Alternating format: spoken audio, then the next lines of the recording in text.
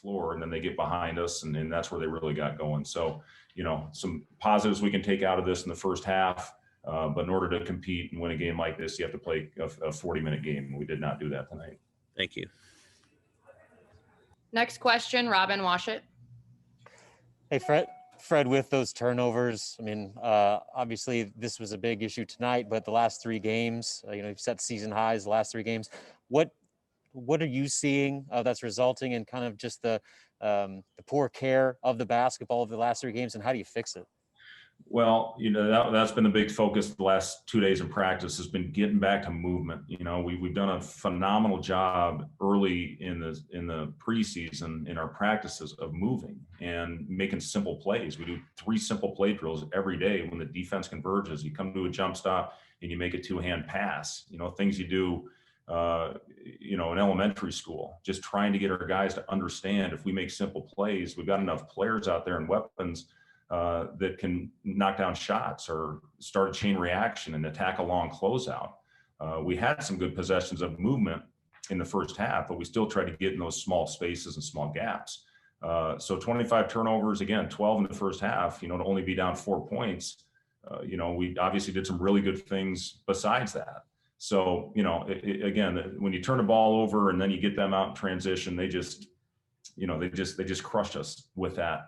Tonight, we have to have a much better urgency of sticking with it for the entire 40 minutes. If you don't, you're not going to beat a team of this caliber. Next question, Chris Bassnett. Hey, Fred, as you go forward here over the next few days, do you focus more on what you guys did well in the first half, or is it more what you guys did in the second half that you need to fix, or how do you kind of approach that? I mean, we'll look at both, Chris. That's what you do. You try to build on the positives and then fix the things that you need to work on. And there's plenty of both. There's plenty of both tonight. To be in it like we were, last time we were here, the game was over before the first media timeout.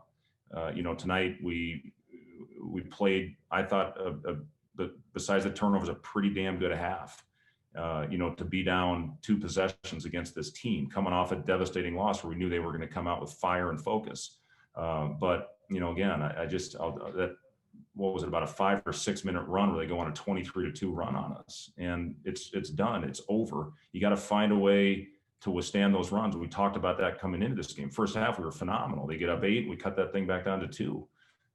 Second half, it just, goes from 10 to 20 to 25 and it's over. So, it's just a concerted effort of sticking together and continuing to do the things that made you successful for the first 25 minutes of the game. We didn't do a good enough job of that.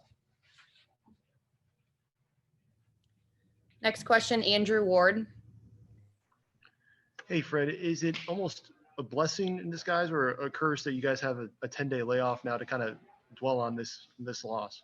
Well, I'm excited to get back on the practice court. We had the 1 day to prepare for this one after, the tough loss against Georgia Tech the other night. Now we get back to the basics and try to find a formula to keep us going for 40 minutes. And I'm excited about getting back in the practice court. I think our guys are too. This is a group that has pride. That's one thing I've learned about them. They're going to come in with focus. We have to, by rule, take a 3-day break. The 3-day break that we have to take, that all teams have to take. But when we get back out there for those 6 or 7 practices before we face Wisconsin, it's going to be hard. It's going to be demanding. It's going to be physical, and we have to get back to the basics and do those better. If we do that, I'm confident this team can win some games once we start playing in the Big Ten. Last question for Coach will be from Kevin Suits. Coach, the final score doesn't always tell the full story. For the fans that watch this tonight, how can you describe, I guess, the gap between the 2 programs right now? Well, yeah, I mean, Coach Mack has done a great job of building this program up, and it's a team that has, guys that have been together for the last 3 years, and it's got a lot of experience and a ton of talent and guys that can shoot it from all over the floor. It's a very difficult team to prepare for and play against, especially on a short prep. Give them credit. They've done a phenomenal job of building this program to where it is right now. I still feel great about our future. I feel good about a lot of the pieces that we have in our roster, and I feel great about the recruiting class that we just signed. So we're going to be fine. We're going to continue to work and get better. We have 9 new faces on this team. That's not an excuse. That's reality. But we're going to get better, and we're going to keep fighting and swinging and try to correct a lot of things that we need to work on. But, to answer your question, Kevin, I'm really excited about the future of our program. Awesome. Thank you, Coach.